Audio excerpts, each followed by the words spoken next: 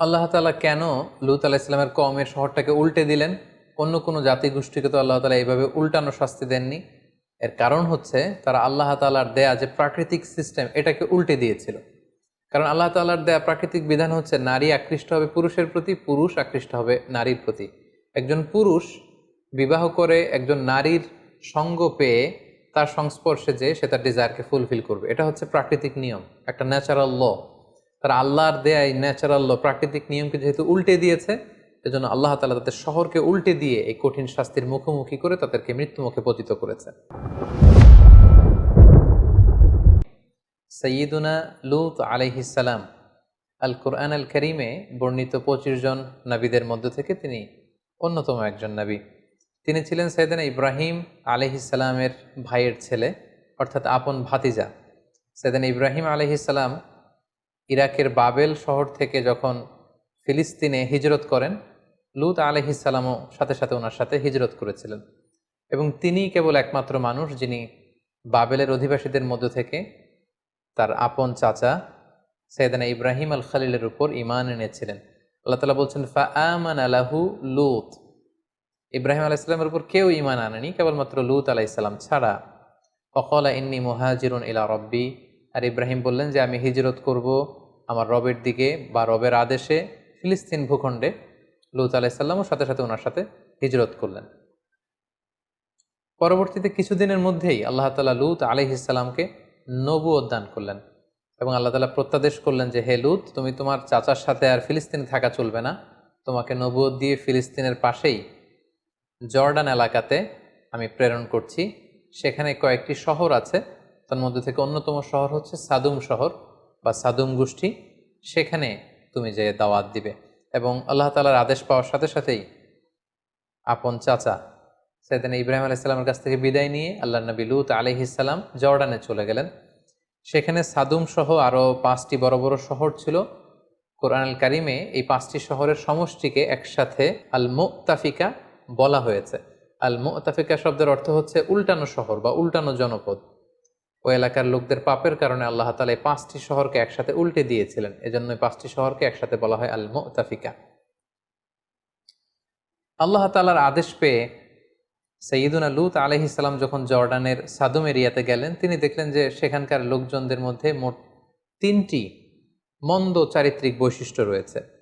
এক নম্বর হচ্ছে তারা সমকামিতার চর্চা করত, অর্থাৎ সেম সেক্সের প্রতি অ্যাট্রাক্টেড ছিল, পুরুষ হয়েও পুরুষের প্রতি যৌন আকর্ষণ বোধ করত। দ্বিতীয়ত তাদের মধ্যে আরও একটি মন্দ বৈশিষ্ট্য ছিল যে তারা ডাকাতি করত, পথিমধ্যে কাফেলাদেরকে আটকিয়ে তাদের সম্পদ তারা লুণ্ঠন করত। আর 3 নাম্বার তাদের যে মন্দ গুণাবলী ছিল সেটা হচ্ছে তারা অশ্লীলতার চর্চা করত। আর এই 3টি কথাই আল্লাহ তাআলা কালামুল্লাহ মাজিদে চমৎকারভাবে উল্লেখ করেছেন। তাদের 3টি ব্যাড অ্যাট্রিবিউটের প্রথমটি ছিল সমকামিতা। আল্লাহ তাআলা বলছেন ওয়ালুতন ইয ক্বালা লিকওমিহি আতাতুনাল ফাহিশাতা মা সাবাকাকুম বিহা মিন আহাদিম মিনাল আলামিন। তিনি তার কওমের লোকদেরকে বলতে আরম্ভ করলেন যে তোমরা এই অশ্লীল কাজ পৃথিবীর মধ্যে করছো যেটা পৃথিবীতে এর আগে কখনো কেউ করেনি। ইন্নাকুম লাতাতুনার রিজালা শাহওয়াতাম মিন দুনিন নিসা। তোমরা পুরুষ হয়ে পুরুষদের প্রতি যৌন আকর্ষণ বোধ করছো, তোমরা নারীদের মাধ্যমে সেই ডিজায়ারকে ফুলফিল করতে চাচ্ছ না। বাল আনতুম কওমুম মুসরিফুন, তোমরা তো অবাধ্য এক জাতি। তাহলে এই ছিল তাদের 1 number bad attribute. 2 number bad অ্যাট্রিবিউটের ব্যাপারে আল্লাহ বলছেন ওয়া তাকতাউনা সাবিল, তোমরা ডাকাতি করো। 3 নাম্বার হচ্ছে ওয়া তাতুনা ফি নাদিকুমুল মুনকার, তাদের কিছু ক্লাব ছিল, নাইট ক্লাব, সেখানে তারা অশ্লীলতার চর্চা করত। তো সৈয়দনা লূত আলাইহিস সালাম যখন এই বাজে কোয়ালিটিগুলো দেখলেন, তিনি যে সেখানে দ্বীনের দাওয়াত দেয়া শুরু করলেন। প্রথমেই যেই বিরোধের মুখোমুখি তিনি হলেন যে তারা কোনো ক্রমে এই সমকামিতা থেকে ফিরে আসবে না। তারা সমলিঙ্গের প্রতি যৌন আকর্ষণ বোধ করতো, যেটাকে আমরা ইংরেজিতে হোমোসেক্সুয়ালিটি বলি বা সডোমি বলি বা গে হওয়ার যে কালচার সেটা তাদের মধ্যে ছিল।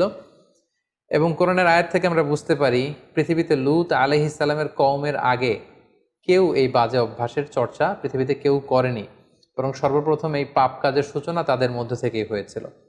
সেটা কিভাবে শুরু হয়েছিল তাফসিরে কুরতুবিতে এসেছে যে শয়তান সর্বপ্রথম এই কাজটি করেছিল। লূত আলাইহিস সালামের কওমের লোকেরা যখন চাষাবাদ করত, তখন শয়তান খুবই চমৎকার চেহারার সুশ্রী অবয়বের যুবক অথবা একজন বালকের আকৃতিতে তাদের কাছে আসলো। এসে সর্বপ্রথমে কুপ্রস্তাব দিল এবং শয়তানের এত সুন্দর চেহারা দেখে তারা অবাক হয়ে গেল।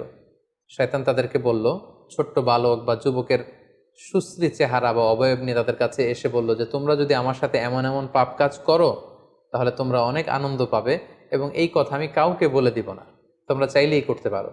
সর্বপ্রথম তারা কৌতূহলবশত এই সুশ্রী বালকের সাথে এই অপকর্মটা করতে আরম্ভ করলো।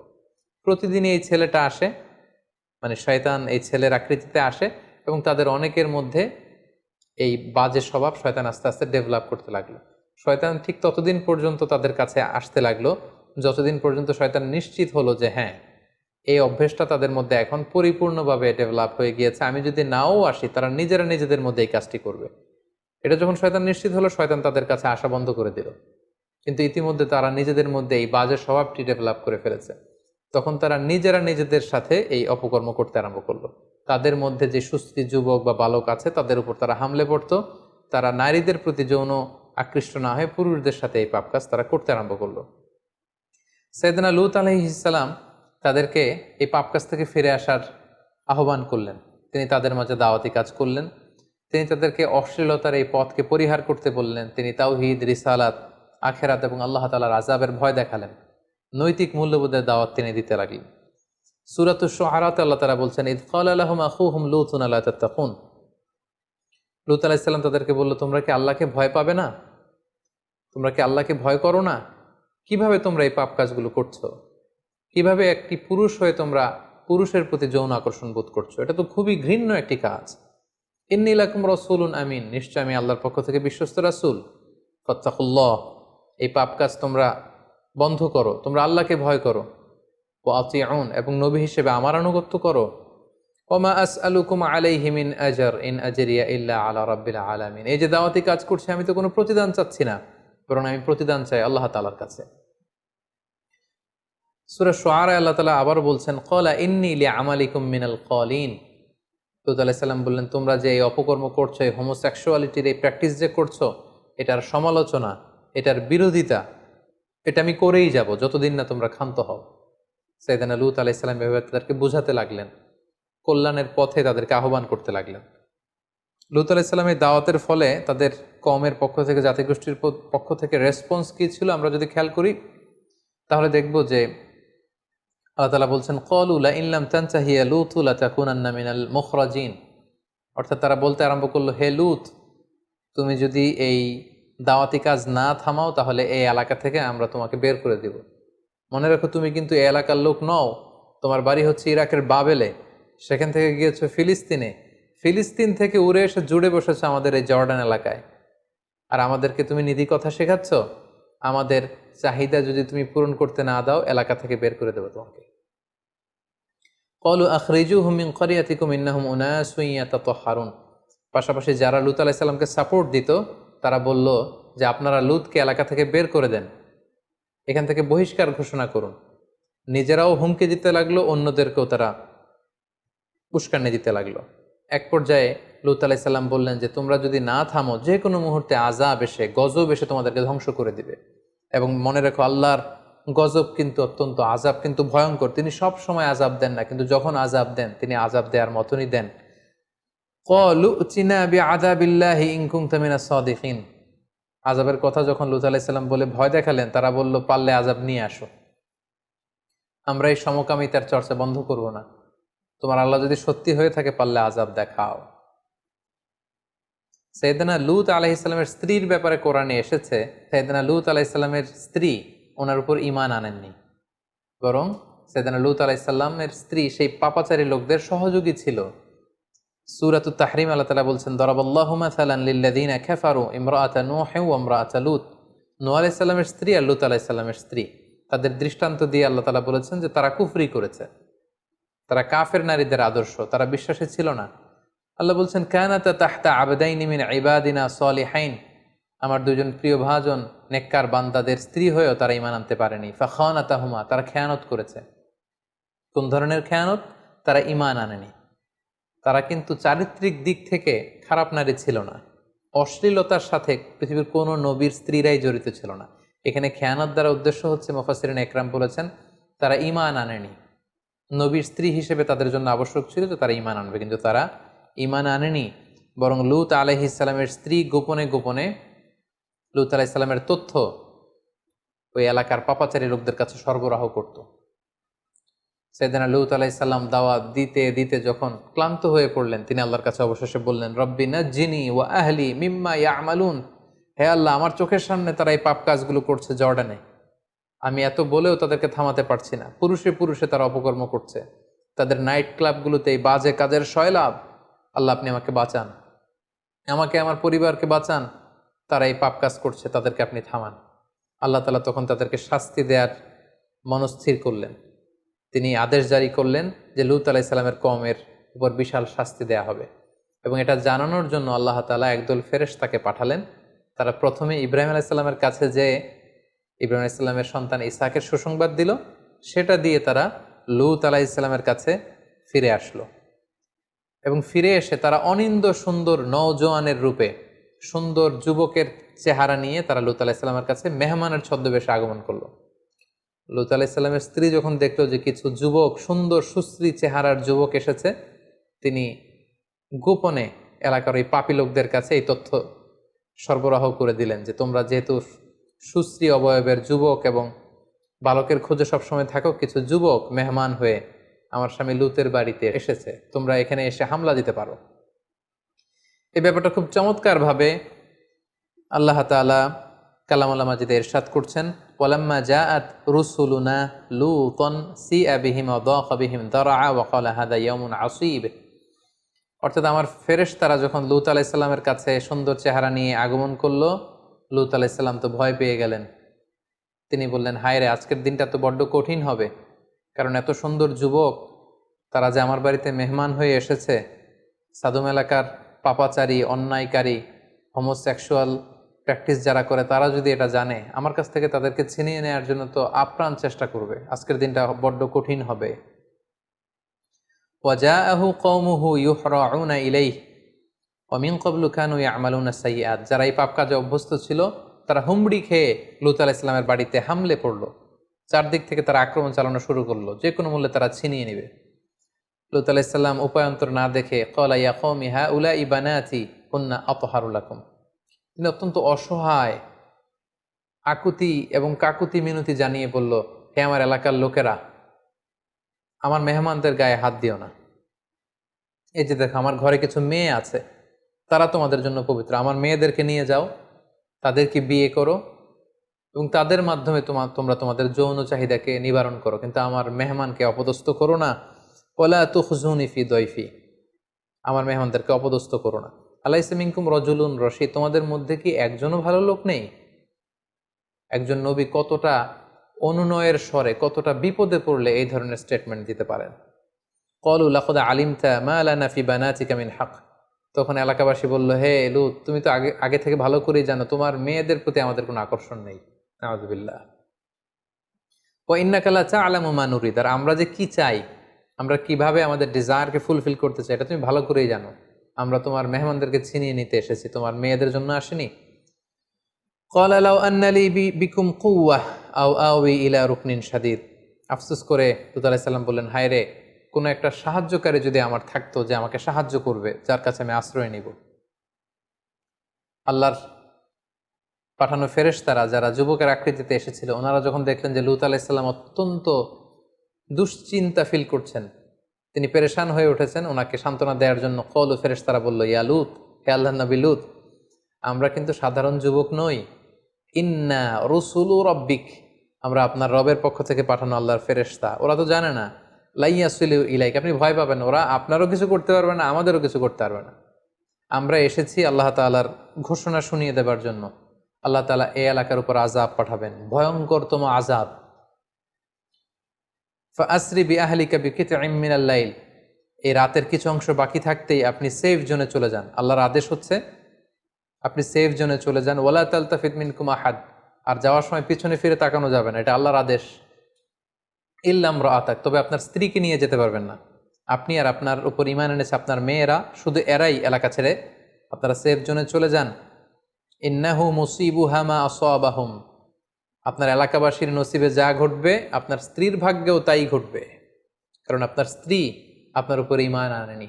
এবং আপনার গোপন তথ্যগুলো এলাকাবাসীর কাছে সে লিক করে দিত, প্রচার করে দিত। ইন্না মাওইদাহুমুস সুবহ, আর আল্লাহর বেঁধে দেওয়া, আল্লাহর ফায়সালা হচ্ছে, আজাবের সময়টা হচ্ছে ফজরের সময়। ফজরের সময় হতে না হতে আজাব নেমে আসবে।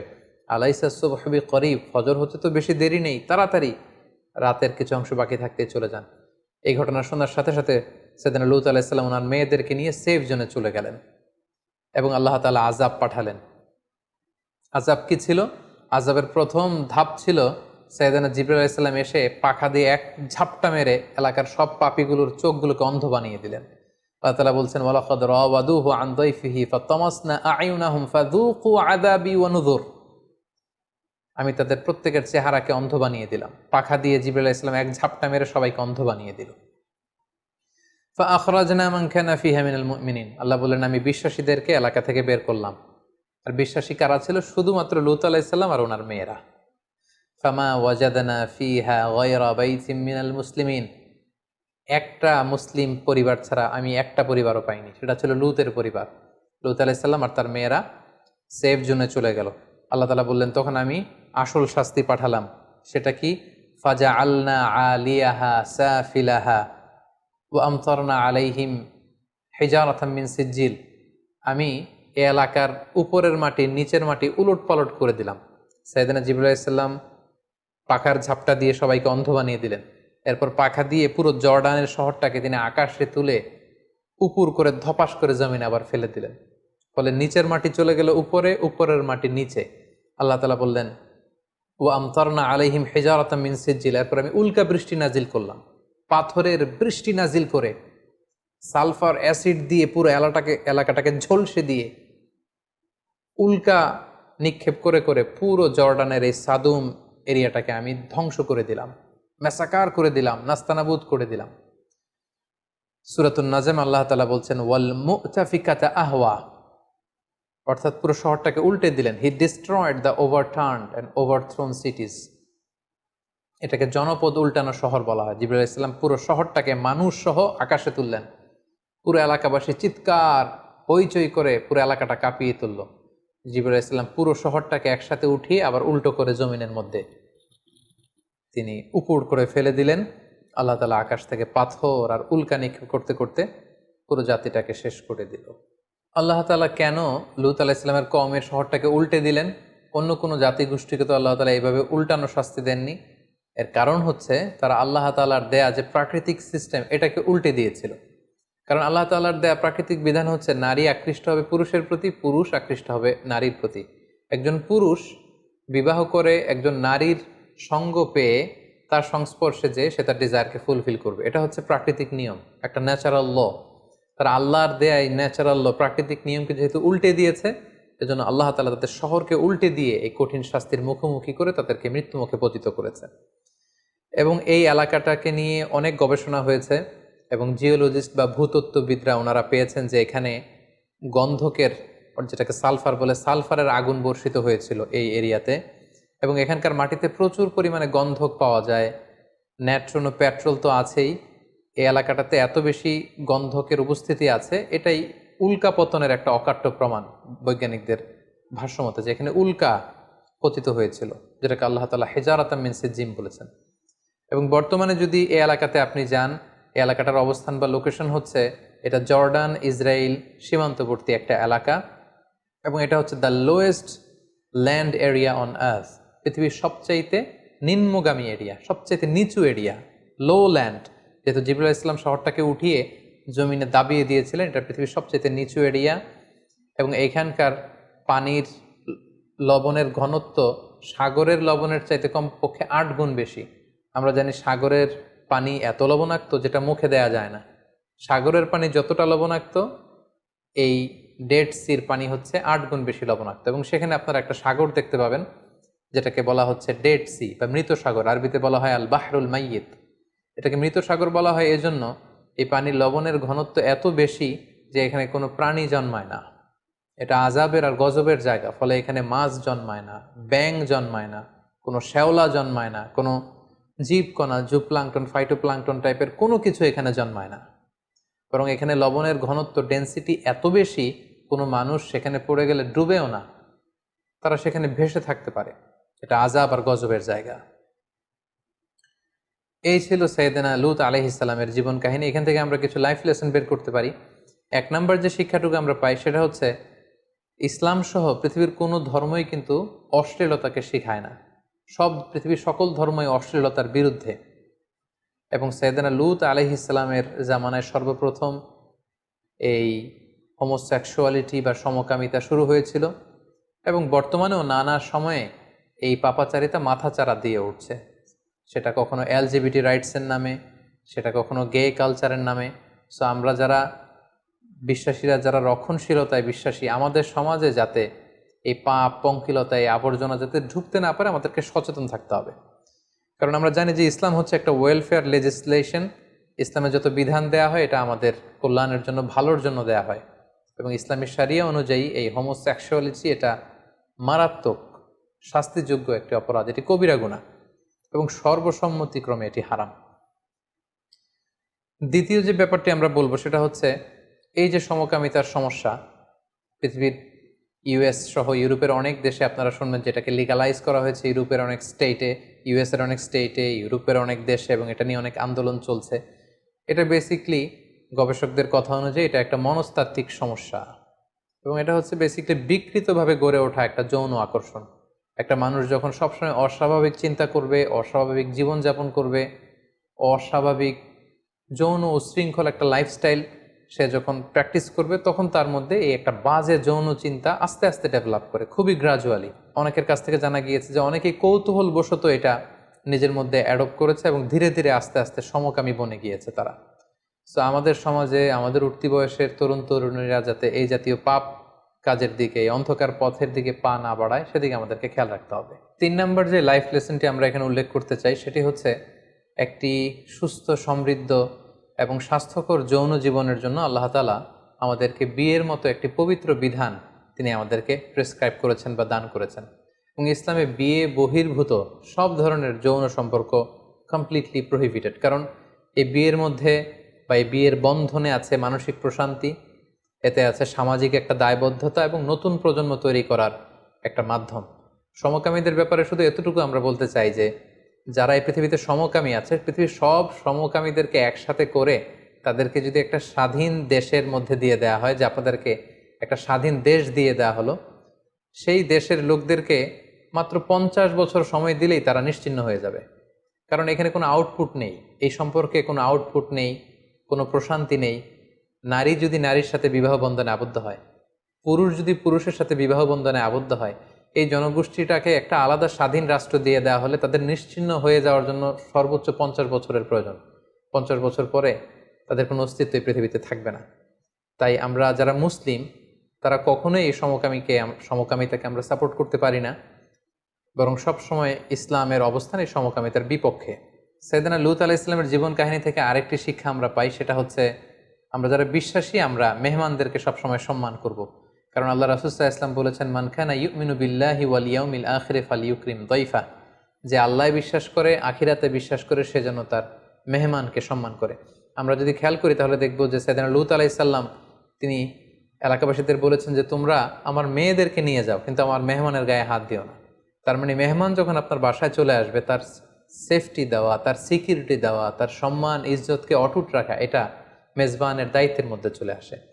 সর্বশেষ আমরা যে শিক্ষাটির কথা উল্লেখ করতে চাই সেটা হচ্ছে প্রত্যেক মানুষের জীবনে একজন বিশ্বাসী, একজন আস্থাভাজন, একজন মুত্তাকি সোলমেট খুব জরুরি। বিশেষ করে আপনার স্ত্রী যদি আপনার খেয়ানত করে, আপনার স্ত্রী যদি আপনার সাথে বিট্রে করে, তাহলে আপনার ঘরটা একটা জাহান্নামের টুকরা। আমরা লূত আলাইহিস সালামের ক্ষেত্রে দেখব যে আল্লাহ তাআলা এই বড় একটি পরীক্ষা তার জীবনে তিনি করেছেন। লূত আলাইহিস সালাম যদিও তিনি নবী, কিন্তু তার স্ত্রী তার প্রতি ঈমান আনেনি। সো আমরা আমাদের জীবনটাকে শান্তিময় করবার জন্য এমন একজন লাইফমেট, এমন একজন লাইফ পার্টনার খুঁজে নিতে হবে যার মধ্যে দিনদারি থাকবে। আল্লাহ রাসূল সাল্লাল্লাহু আলাইহি ওয়াসাল্লাম বলেছেন 4টি জিনিস দেখে কোনো নারীকে বিয়ে করা হয়। আল্লাহ রাসূল সাল্লাল্লাহু আলাইহি ওয়াসাল্লাম ইরশাদ করেছেন 4টি জিনিস দেখে নারীদেরকে বিয়ে করা হয়। তার সম্পদ দেখে, তার সৌন্দর্য দেখে, তার স্ট্যাটাস দেখে, আরেকটা হচ্ছে তার দিনদারি দেখে। আল্লাহ রাসূল সাল্লাল্লাহু আলাইহি ওয়াসাল্লাম বললেন এই 4টির মধ্যে তোমরা যদি জিততে চাও, যদি সাকসেসফুল হতে চাও, তাহলে দিনদারিকে প্রাধান্য দিও। ফাসফার বিযাতিদ দিন, যে নারীর মধ্যে দিনদারিতা আছে সেই নারী হবে তোমার প্রকৃত সোলমেট এবং সেই তোমার ঘরটাকে জান্নাতের টুকরা বানিয়ে রাখবে। আল্লাহ তাআলা আমাদের সবাইকে কথাগুলো বুঝার এবং নবীদের রেখে যাওয়া পথে নিজেদেরকে পরিচালিত করবার তৌফিক দান করুন।